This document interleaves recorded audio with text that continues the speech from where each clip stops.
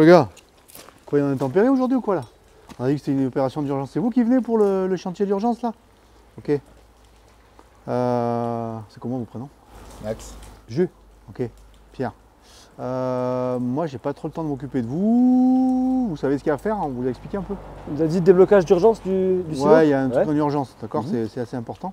Il y a un petit accès par là-bas, vous verrez, c'est une structure métallique, vous montez derrière, faites gaffe. Hein, parce que comme il pleut, ça mouille un peu. Ouais. Ok. Mais il n'y a rien. Pour monter, c'est pas très haut.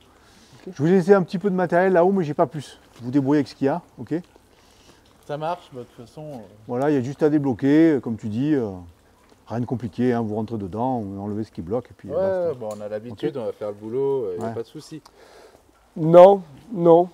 J'aime autant si on peut se poser, prendre le temps, plan de prévention, permis de pénétrer, analyse de risque. Ouais, et puis on valide un mode opératoire. De toute façon, honnêtement, consignation. Non mais j'entends ce que tu dis, hein, mais là l'équipe qui fait tourner d'habitude, ils sont allés bouffer, vous êtes tranquille. Non, non, non, nous on bosse pas comme ça. Ouais. Non, non, moi je bosse pas comme ça. Okay. Bon écoutez les gars, ouais, un petit quart d'heure, d'accord, on se met dans le bureau là, dans la GECO.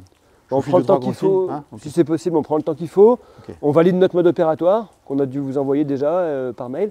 Et puis analyse de risque, plan de prévention, permis de pénétrer. Bon, d'accord. Voilà. C'est quand même des travaux qui sont vraiment accidentogènes. Des accès par corps dans l'espace confiné. On a eu. Y a pas malheureusement, il y a eu. Hein, mais bon. Bien sûr, la plupart du temps, tout se passe très bien, et d'autant plus quand il y a une bonne prévention en amont. Ça les gars qui viennent d'habitude, quand ils font ça, ils torchent ça vite. Hein. Peut-être qu'ils jouent avec la chance et on veut éviter de jouer avec la chance. Moi, tant que ça ne dure pas toute la journée, ça me va quoi. Ça prendra le temps qu'il faudra et on va faire les choses bien. Okay. Okay. On va en salle? Allez, c'est parti.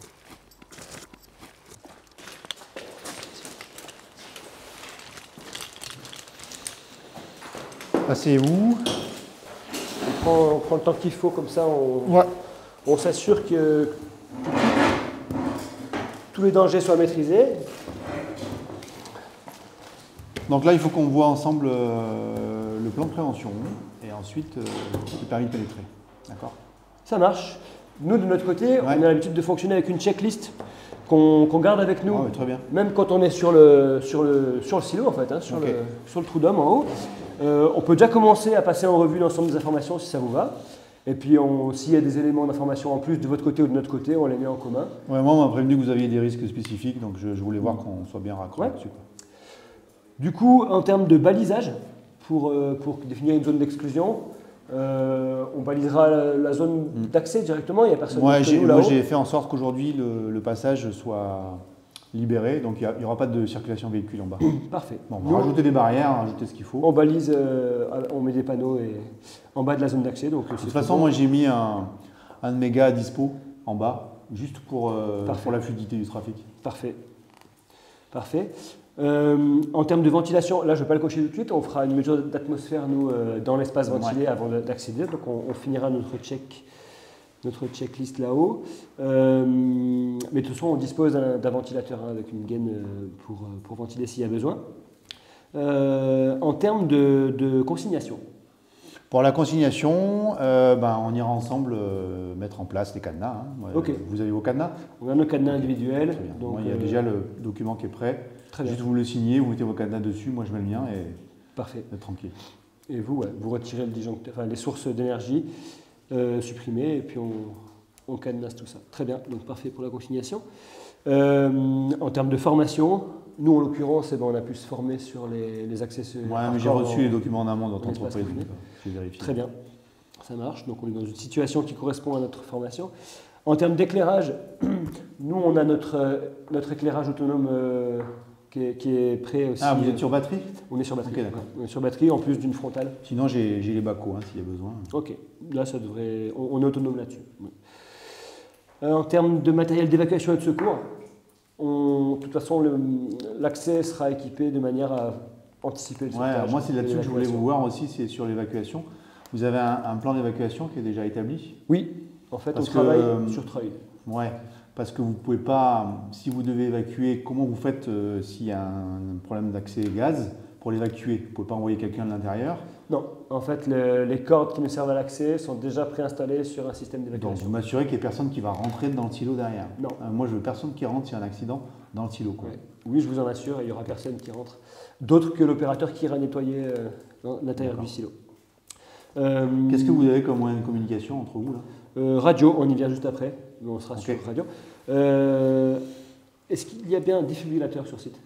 Alors, il faudra aller le chercher parce qu'il est à l'entrée de l'usine, mais il n'est pas à côté. Si vous en avez besoin, je peux le faire. Je peux demander à mon gars de le rapprocher. De toute façon, je vous demanderai un numéro de contact pour la personne qui pourra nous l'amener en cas de problème. Par contre, attention, ici, vous ne pouvez pas utiliser les portables dans l'usine.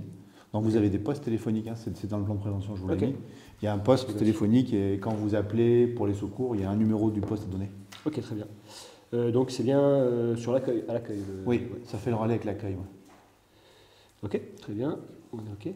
Une personne titulaire du SST, bon bah là on est tous les deux titulaires du SST, donc, très bien. comme ça. Donc c'est binôme cordite. Ok. Et pour vous en interne, si en cas de secours il y a besoin de prévenir quelqu'un, qu'est-ce qu'on va pouvoir prévenir? À quel Alors numéro? nous on n'a pas d'équipe de secours sur place, donc c'est pour ça que je vous ai dit, quand vous appelez le poste, vous avez un poste téléphonique, vous appelez, vous donnez le numéro de poste et lui il fera le relais avec le secours extérieur. Ok. Et c'est également ça sera un secours externe. Et c'est également le 18 en interne. Oui, nous on passe sur le 18. La caserne n'est pas loin. Hein. Ok, très bien. Est-ce que les EPI nécessaires à l'intervention sont à disposition et compatibles entre eux? On sait que oui parce qu'on est habitué, mais on recheckera ça une fois qu'on sera équipé de tous nos EPI au sommet, donc je ne vais pas checker. Moi je ne peux pas vous aider là-dessus, hein, j'ai aucun matériel. Hein. On est autonome là-dessus, l'entreprise met tout à disposition. Est-ce qu'il y a besoin de masques autosauveteurs ou de moyens respirateurs de secours? Nous, on est venu, on nous a prévenu qu'il n'y avait pas d'atmosphère explosible ni d'atmosphère potentiellement viciée sur place. On est juste là pour enlever de la poussière. Est-ce que c'est bien c'est ça. le cas? Il n'y a pas de source de gaz polluants ou toxiques ou quoi sur ce Non, en revanche, il y a des particules en suspension, donc ça peut être désagréable pour le travail en lui-même.